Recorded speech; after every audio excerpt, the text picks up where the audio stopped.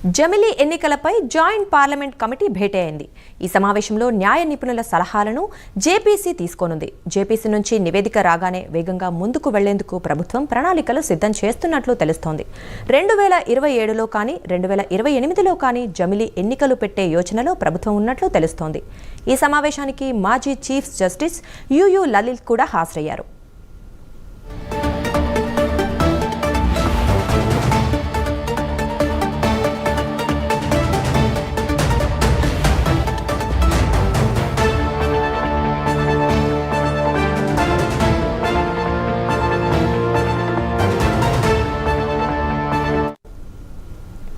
జమిలీ ఎన్నికలపై joint parliament committee భేటీ అయింది. ఈ సమావేశంలో న్యాయ నిపుణుల సలహాలను జేపీసీ తీసుకోనుంది.